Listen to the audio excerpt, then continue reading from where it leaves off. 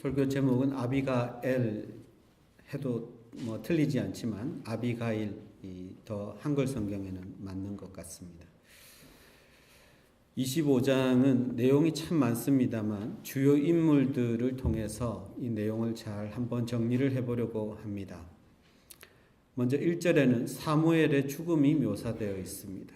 사무엘 선지자가 죽었다는 것은 사무엘의 시대가 이제 저물었고, 또한 사무엘이 왕으로 세운 사울 왕의 시대 역시 저물어가고 있다는 것을 상징적으로 의미하고 있습니다. 여러분, 그렇다면 그 다음 시대, 이제 다윗의 시대가 오고 있는데요. 성경이 어떻게 표현하고 어떻게 묘사해야 하겠습니까? 보통 정권이 바뀌면 새로 등장하는 정권 그리고 최고 권력자는 최대한 미화해서 아름답게 그리고 용맹스럽게 화려하게 그 등장을 시켜줘야 태평성대가 기대가 되는 것이겠죠. 우리가 대통령이 바뀌고 나서 청와대에서 커피 한 잔 강요들하고 같이 마시는 것도 TV에서 보여주고 허물이 없고 격이 깨어졌다고 이렇게 막 칭찬하고 높여주고 그렇게 하지 않습니까? 당연히 새로 들어서는 정권, 새로 부상하는 권력자를 높여주게 되어 있는데, 오늘 다윗의 모습을 보면 지난 시간까지 그렇게 영적으로 굉장히 성숙한 사람의 모습을 보여줬던 그 모습은 온데간데 없습니다.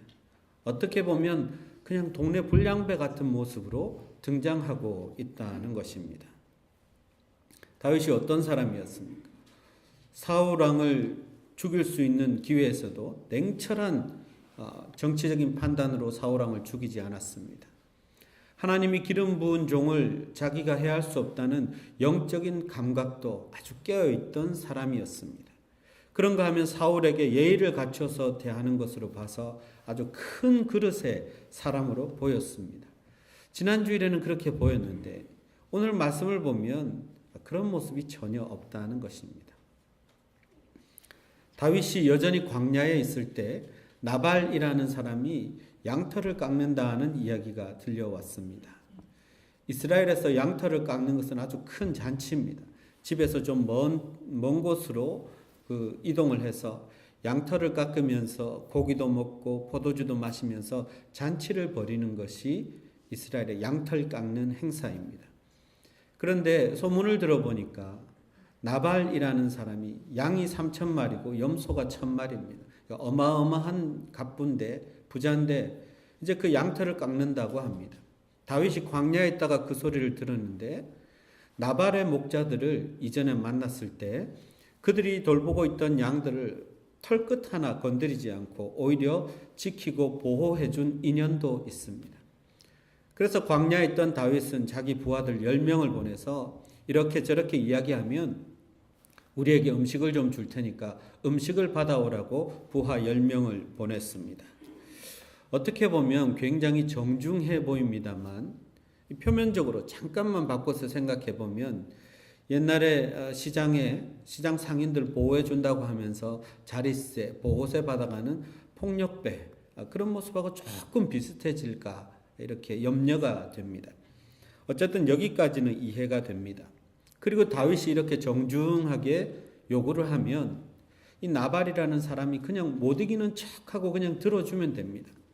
재산이 없는 사람도 아니고 음식이 부족하지도 않고 제공하면 되는데 나발은 굉장히 의외의 반응을 보이죠.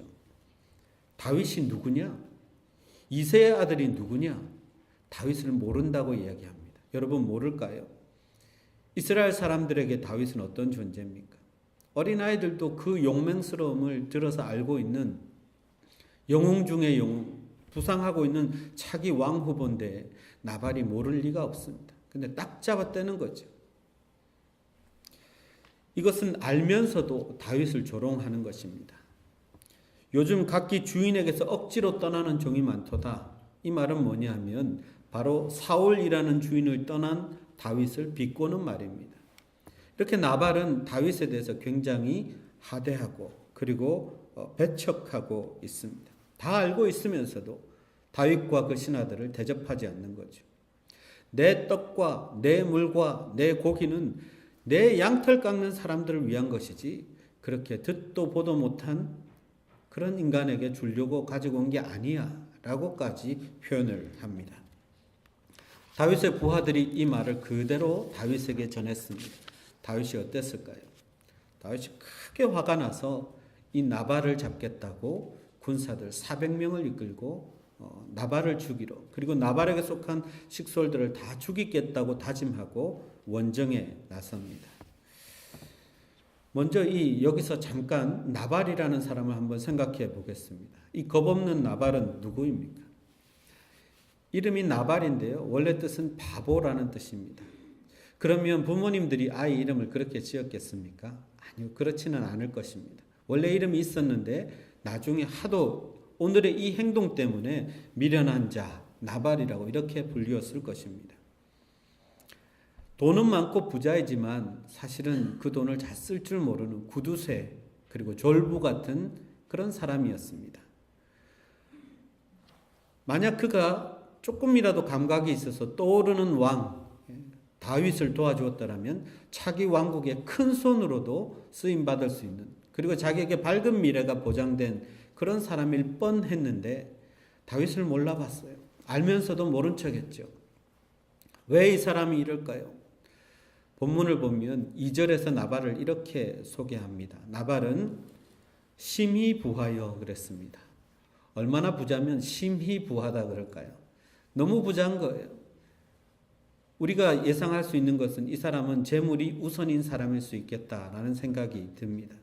재물이 우선인 사람은요, 물질 만능주의에 사로잡히면 많다고 해서 이렇게 막 베풀고 쓰고 하지 않습니다. 부자들이 더 짜게 되어 있습니다. 근데 3절을 보니까 이 사람의 성품을 아주 완고하고 행실이 악했다 그랬습니다. 이런 사람이 뭐 주변을 섬기겠습니까? 사람들에게 베풀고 섬기겠습니까? 아주 완악하고 강팍한 놀부 같은 사람이었던 것입니다. 그래서 아마 그는 이 일이 아니었어도 하나님께 심판을 받을 사람이었던 것 같습니다. 언젠가 말씀드린 것처럼 우리나라의 경주 최부자 때 참 유명한데요. 뭐로 유명하냐면 평소에 주변에 있는 사람들을 잘 먹이는 것으로 유명했습니다. 특히 그 집에 일하는 일꾼들은요, 다른 집에 비하면 2배, 3배 곡식을 받고 그렇게 먹었어요. 주변 10리, 20리 근방에 굶는 사람이 없도록 항상 부자답게 통 크게 문을 열어가지고 창고를 열어서 음식을 베풀고 곡식을 나눠줬던 사람입니다. 나중에 위기가 왔죠. 일제강점기에 부자들이 다 이제 공격 대상이 되고 할 때 그들에게 은혜를 입었던 사람들이 이 집은 딱 둘러서서 보호를 해줬다는 그런 이야기가 있습니다. 부자라면 그 정도는 돼야죠. 통이 그 정도는 커야 합니다. 근데 그는 다윗 일행 먹이는 거 그거 얼마 된다고. 그게 아까워서 벌벌 떨다가 37절에 몸이 돌과 같이 딱딱해져서 죽고 맙니다. 근데 이것을 성경은 하나님이 치셨다 그렇게 이야기합니다. 다윗의 행위도 그렇게 바르게는 보이지 않지만 그런 다윗을 대하는 나발의 행동은 하나님 보시기에 더 안 좋았던 것이죠. 하나님이 주신 기회, 하나님의 사람을 얻을 수 있는 기회를 스스로 차버린 결과였습니다. 그렇다면 다윗은 또 어떻습니까? 어리석은 나발이 자신의 다윗의 인격과 성품을 짓밟았습니다. 자존심을 아주 짓밟았죠. 그렇다고 해서 나발과 식솔들을 죽이겠다고 나섭니까? 그것도 400명이나 데리고? 그렇다면 지난번에 봤던 사울이 다윗 잡겠다고 군사 데리고 쫓아오는 것하고 뭐가 다르겠습니까? 어느 순간에 다윗도 이런 모습을 보여주고 있는 것입니다. 이들이 미우나 고우나 자기 백성이 될 사람들입니다. 그런데 죄 없는 사람들을 죽였다는 그런 말이 나중에 자기에게 따라 붙을 수 있죠. 그리고 하나님께 모든 것을 맡기지 않고 직접 나서서 보복했다는 이야기도 자기 꼬리뼈처럼 자기에게 따라올 수 있습니다. 쉽게 말하면 왕이 왕다워야지 동네 불량배처럼 돈 내놓으라 음식 내놓으라 했다가 안 주면 때리고 이런 모습은 좀 다윗의 격에 맞지 않는다는 것이죠. 그럼 왜 다윗은 이렇게 행동하고 있고 성경은 이것을 왜 기록할까요? 서두에 말씀드렸습니다. 정권이 바뀌고 새로운 정권이 들었으면 어떻게든 미화시키고 아름답고 화려하게 등장을 해야 합니다. 근데 만약 다윗이 그렇게 사울의 뒤를 이어간다면 틀림없이 다윗의 시대는 올 겁니다. 다윗의 나라는 세워질 것입니다. 그러나 이것은 하나님의 나라는 아닙니다. 하나님은 사람을 절대로 영웅으로 만들지 않습니다. 하나님은 다윗의 나라, 다윗의 시대를 열고 싶은 게 아니라 하나님의 나라, 하나님이 주인 되시는 하나님의 시대를 열고 거기에 다윗을 종으로 쓰고 싶으신 것입니다. 그래서 우리에게 보여주시는 것은 뭐냐면 다윗도 사울과 똑같은 인간일 수밖에 없다는 것입니다. 그렇지 않습니까? 사울이 했던 것과 똑같은 모습입니다. 큰 일을 할 때는 정말 위대한 사람인 것처럼 보였습니다. 영적인 감각도 뛰어난 사람처럼 보였습니다. 근데 아주 사소한 일, 어떻게 보면 작은 일인데요. 자기도 모르게 그 밑바닥에 있는 성품이 드러나고요. 인격과 기질이 다 드러난다는 것입니다. 다윗도 영웅이 아니라는 것이죠. 어쩔 수 없이 하나님이 만드시는 하나님의 나라는 하나님이 주인 되셔야 한다는 것입니다. 그렇게 하나님의 종으로 위대한 일을 하고도 잠깐 교만해졌는지 그만 큰 일을 잘해놓고도 아주 작은 일에 옹졸해지는 다윗, 그게 바로 인간이라는 것입니다. 어쩔 수 없는 인간, 연약한 인간이라는 것을 보여주십니다. 하나님은 백성들 위에 군림하는 사울 같은 왕을 원하지 않으셨습니다. 제사장 마을을 쓸어버렸던 사울과 지금 나발의 가문을 다 없애버리려고 하는 다윗이 다를 바가 뭐가 있습니까? 그래서 하나님은 다윗을 폭군처럼 등장시키지 않으시려고 여기쯤에서 막으신 것 같습니다. 그때 바로 아비가일이라는 여인이 등장합니다. 나발의 아내지요. 사건을 다 전해 들었습니다. 그러자 모든 일을 다 내려놓고 황급히 이 일을 수습하기 위해서 나섭니다. 남편에게는 알리지도 않습니다. 음식을 막 하는데요. 다윗과 일행에게 대접할 음식입니다. 떡 200덩이, 포도주 2통, 양 5마리를 바비큐를 했습니다. 볶음 곡식으로 밥을 하고 건포도 100송이, 무화과 200케이크를 만들었습니다. 광야에서 어디서 이런 음식을 먹겠습니까? 뷔페처럼 그렇게 차린 음식이죠.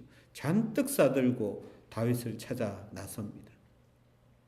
다윗은 자기 부하들과 함께 지금 나발 가문을 죽이겠다고 날이 밝기까지 한 남자도 살려두지 말라고 명령을 내려놓은 상태에서 씩씩거리면서 지금 가고 있습니다.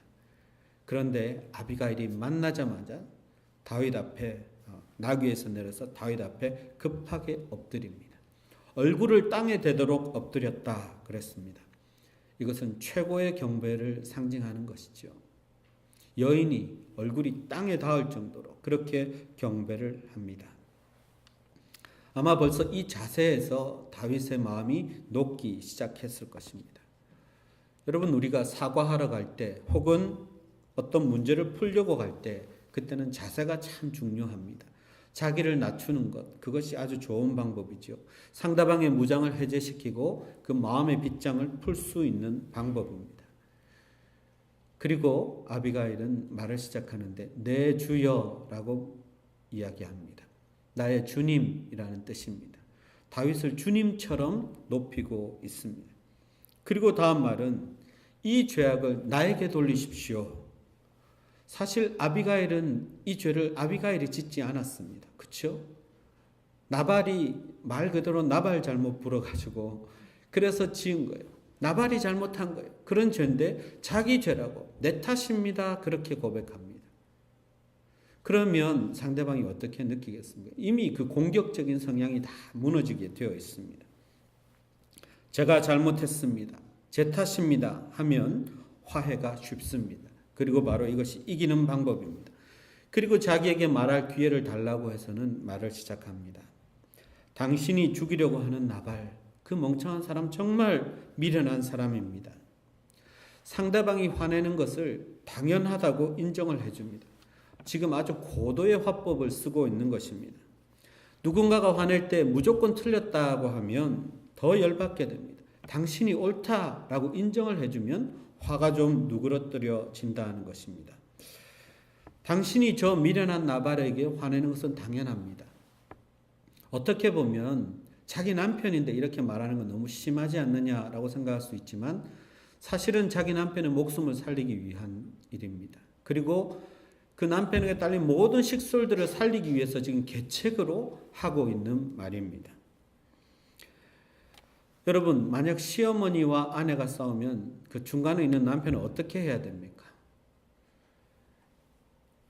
어머니 앞에서는 어머니가 옳다, 아내에게는 아내가 옳다, 그렇게 이야기해야죠. 어머니, 그러시면 안 됩니다. 당신 어머니한테 너무했어. 그러면요, 싸우는데 그냥 불 붙은 데다가 기름 끼얹는 격입니다. 2차 전쟁, 3차 전쟁이 발발할 수 있습니다.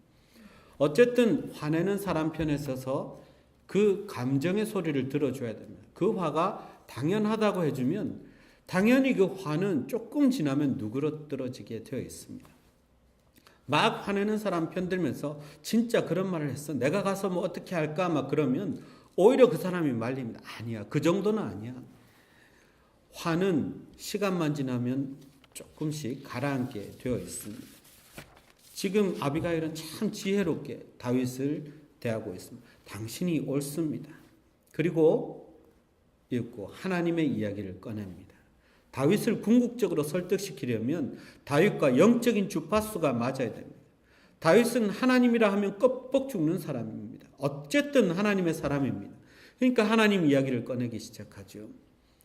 하나님이 살아계시지 않습니까?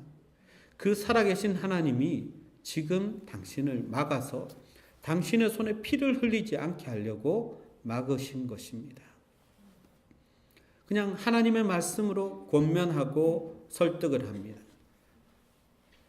그리고 그 다음 말에 이렇게 얘기합니다. 하나님께서 반드시 내 주의 집, 당신의 집을 든든히 세우실 것이요. 왜냐하면 왕이 그동안 하나님께서 허락하시는 하나님의 싸움을 싸웠지 악한 일을 절대로 행하지 않았기 때문입니다. 이런 말을 들으면 하려고 했다가도 마음이 쑥 들어갈 것 같아요. 당신의 생명은 하나님과 함께 있습니다. 하나님은 하나님이 말씀하신 모든 선을 당신을 통해서 행하실 것이고 이스라엘의 지도자로 세우실 때에 만약 이 행동이 걸림돌이 되어서 무죄한 자를 죽였다거나 직접 보복했다는 이야기가 들리지 않도록 하나님이 지금 당신을 막으신 것입니다. 참 지혜로운 여인이죠. 이 논리에 다윗이 마음이 감동이 된 것입니다. 그리고 나서 이제 당신은 왕이 될 것입니다. 왕이 되었을 때 이것이 오점이 남지 않도록 해주시고 살해 명령을 거두어 주시고 당신이 왕이 되었을 때 나를 기억해 주십시오. 그렇게 이야기합니다. 저 같아도 잊지 않겠어요. 어떻게 이런 여인을 잊을 수 있겠습니까? 그런데 참 놀라운 것은요. 아비가일이 이 말을 하면서 29절을 보면 내 주의 원수들의 생명은 물매로 던지듯 하나님이 던져버리실 것입니다. 이렇게 표현합니다. 여러분, 이 물매라는 단어 들으면 누가 생각납니까? 이건 다윗이죠. 다윗은 물매의 스페셜리스트입니다. 물매 가지고 골리앗을 쳐 죽였거든요. 다윗이 가장 좋아할 만한 단어를 딱 선택해서 다윗에게 딱 이야기를 합니다. 다윗이 넘어갈 수밖에 없습니다. 다윗이 기분이 얼마나 좋아졌을까요? 기분이 엄청 좋아졌습니다. 그 남편은 자기 자존심 깔아뭉개는 사람이었는데 이 여인은 자기 자존심을 엄청나게 세워줍니다. 비행기를 탄 것 같아요. 아주 높은 곳까지 자기를 딱 올려놓고 떠받들어 줍니다. 여러분, 이런데 안 넘어갈 남자가 누가 있습니까? 다윗이 마음이 완전히 열려버렸습니다. 남자가 아무리 위대해도 심지어 세계를 정복해도 그 남자 위에는 여자가 있습니다. 남자는 여자하기 나름이다. 이런 말이 있지 않습니까? 동의하지 않으시는 것 같은데. 참 지혜로운 여인입니다. 아비가일, 너무 멋진 여인입니다. 그러니까 다윗이 반하지 않을 수가 없습니다. 잘 봐뒀다가 나중에 하나님이 나발을 치셔서 나발이 죽자 아비가일에게 다윗이 청혼을 합니다. 그래서 다윗의 아내가 되고 나중에 왕비가 되는 것이죠. 그리고 나발의 유산까지, 그 소유까지 다 다윗이 갖게 됩니다. 여러분, 이렇게 지혜로운 청원을 한 아비가일의 말 후에 다윗이 어떻게 바뀌는지 아십니까? 그게 오늘 읽은 본문인데요. 32절에 그렇게 얘기합니다. 오늘 너를 보내어 나를 영접하게 하신 하나님 여호와를 찬송할지어다. 성질을 내던 다윗이 믿음이 돌아왔습니다. 잠시 이성을 잃었었지만 아비가일의 말을 듣고 나서는 믿음이 회복된 것입니다. 그러니까 여러분, 말이 얼마나 중요한지 모릅니다. 다윗은 아비가일 말대로 피 흘림을 막아주신 하나님께 감사를 드립니다. 감사가 회복되었습니다. 그리고 너는 참 지혜로운 여인이라고 칭찬하면서 아비가일을 축복까지 해줍니다. 그렇게 화를 내던 다윗이었는데 아비가일이 말하니까 믿음이 회복되고 감사가 회복되고 그리고 축복하는 사람이 됩니다. 여러분, 아비가일이 지금 무슨 일을 한 것입니까? 아비가일이 얼마나 지혜로운 말을 했습니까? 한 사람을 이렇게 바꿔놓을 수 있습니다. 다윗이 이렇게 얘기하지요. 만약 오늘 네가 나를 이렇게 말하지 않고 내가 내 마음을 고치지 않았더라면 날이 밝기 전까지 나발에게 속한 모든 남자를 다 죽이려 했지만 너의 말을 듣고 내가 마음을 고쳐 먹었으니 내가 너를 평안히 가게 하리라. 그래서 아비가일을 보내줍니다. 여러분, 이 아비가일의 화술, 화법, 묵상하면 묵상할수록 참 대단합니다. 만약에 대화를 연구하든지 커뮤니케이션을 연구하든지 심리학을 공부하든지 혹은 인터뷰를 하든지 할 때 이 기법을 한번 잘 참고해 보시기를 바랍니다. 세상 물정도 모르고 바보 같은 남자 나발이 저지른 죄를 말 몇 마디로 깔끔하게 뒷수습했습니다. 차기 왕인 최고 실력자 다윗을, 흥분 상태에 있는 다윗을 아주 순한 양처럼 만들어 버렸습니다. 이 화술이 수백 명의 남자들보다 더 강한 힘을 가졌다는 것을 알 수 있습니다. 여러분, 한번 정리해 볼까요? 아비가일이 어떻게 말을 했냐면, 일단은 큰 선물을 가지고, 감동할 만한 선물 가지고 마음을 누그러뜨렸습니다. 째째하게 가져간 거 아니에요. 식당 통틀어서 갖다 바친 것처럼 다윗의 마음을 열게 한 후에 제일 먼저 한 게 뭡니까? 납작 엎드리는 거지. 자세를 낮추어서.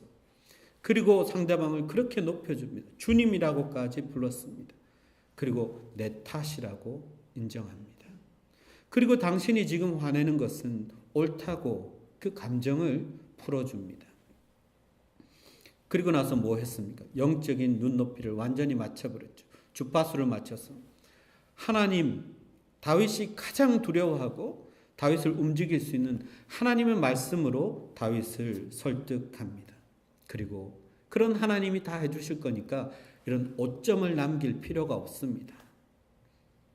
당신은 왕이 될 것입니다. 띄워주고 높여주고 세워주고 회복시켜주고 그리고 마지막으로 나를 잊지 말아요. 얼마나 멋집니까? 어떻게 잊겠습니까? 근데 여러분, 이것은요, 우리가 하나님 앞에 예배드리는 예배 순서하고 똑같습니다. 눈치채신 분이 있을지 모르겠지만 하나님 앞에 와서 납작 엎드려서 하나님을 높이고 내가 잘못한 거 회개하고 인정하고 그리고 하나님의 말씀으로 하나님을 설득하고 나를 설득하고 하나님의 말씀에 내가 설득되고 그리고 하나님께 나를 잊지 말아 주십시오. 우리가 예배드리는 게 그거예요, 여러분. 시편의 탄원시 내용을 한번 보십시오. 그 내용이 다 이런 순서로 되어 있습니다. 우리가 드리는 기도도 이런 순서로 되어 있습니다. 이거는 대단한 화법입니다. 사람의 마음을 열 뿐만 아니라 하나님의 마음을 움직일 수 있는, 하나님의 마음을 얻을 수 있는 방법입니다. 아비가일이라는 여자 참 멋지지 않습니까? 여러분, 화해할 사람이 있습니까? 아비가일의 이 지혜를 참고하시기 바랍니다. 아비가일은 지혜로운 말을 통해서 다윗이라는 사람의 마음을 얻었습니다. 다윗이라는 사람을 얻었습니다. 그런데 이 다윗이 아비가일의 미래를 바꾸어 줬습니다. 졸부의 아내였다가 미망인으로 전락할 뻔했는데 근데 왕비가 되었습니다. 사람을 얻었기 때문입니다. 그런데 그 어리석은 나발은 다윗이라는 사람을 배척했기 때문에, 하나님이 하시는 일을 외면했기 때문에 목숨도 잃고 부도 다 잃어버리지 않았습니까? 제가 참 감명 깊게 봤던 작품이 있는데요. 책으로도 나왔고 드라마로도 만들어진 것입니다. 상도라고 여러분 혹시 기억하십니까? 거기에는 조선시대 거상 임상옥이라는 사람이 나오고요. 이 임상옥이라는 사람이 남긴 아주 유명한 말이 있습니다. 장사는 이윤을 남기는 것이 아니라 사람을 남기는 것이다 는 말입니다. 너무 감명이 깊었습니다. 근데 이 반대편에 있는 사람이 있습니다. 박주명이라는 사람인데요. 이 사람은 이렇게 얘기했습니다. 장사는 수단과 방법을 가리지 않고 이윤을 남기는 것이다. 이 두 사람이 각자 장사를 합니다. 근데 마지막에는 어떻게 되었을까요? 임상옥이라는 사람은 사람도 얻고 큰 부도 얻어서 부자가 되었습니다. 근데 박주명이라는 사람은 사람도 잃고 물질도 잃고 알거지로 전락하고 맙니다. 여러분, 아비가일은 말을 잘해서 사람을 얻었습니다. 근데 그 남편 나발은 말을 잘못해서 사람도 잃고 자기가 가진 것도 다 잃고 말았습니다. 우리 주변에 있는 사람, 우리가 말을 해서 살릴 수도 있고 우리가 말을 잘못해서 죽일 수도 있습니다. 그래서 말의 지혜가 정말 중요한 것입니다. 여러분, 우리가 억울하고 황당한 일을 당할 때 여러분은 어떻게 대처합니까? 목소리부터 높입니까? 성질부터 내고 봅니까? 악을 악으로 갚습니까? 나발처럼 눈앞에 보이는 이익과 물질 때문에 하나님이 하시는 일을 아무것도 모르고 그냥 외면해버립니까? 아니면 혹시 다윗처럼 큰 일은 잘 해놓고 교만해져서 이성을 잃고 정치적으로 영적으로 균형 감각을 때때로 잃어버립니까? 아비가일처럼 힘든 일이 닥쳐도 목숨이 경각에 달렸어도 당황하지 않고 지혜롭게 상대방의 감정과 믿음에 맞춰서 설득하고 그리고 그를 자기 사람으로 만드는 지혜가 필요합니다. 여러분, 힘들고 어려울 때 하나님 앞에 무릎을 꿇으십시오. 그리고 아비가일이 다윗에게 한 것처럼 하나님 앞에 나아가서 하나님 앞에 납작 엎드리고 간구하고 하나님을 높여드리고 하나님 앞에 잘못한 것 있으면 회개하고 하나님이 옳으시다는 것을 인정하고 그 뜻에 나를 맞추겠다고 하나님의 말씀에 기인해서 하나님 앞에 간구해 보십시오. 하나님이 왜 안 들으시겠습니까? 나를 잊지 말아 주십시오. 하나님 앞에 고백해 보십시오. 하나님이 어찌 우리들을 잊으시겠습니까? 하나님이 우리를 택하시고 우리를 자녀로 삼으셨습니다. 우리는 하나님의 사람입니다. 하나님은 우리를 회복시키고 우리를 높여 주실 것입니다. 우리가 하나님을 택하면 하나님은 이전보다 더한 영광을 우리에게 허락하실 줄 믿습니다. 기도하겠습니다.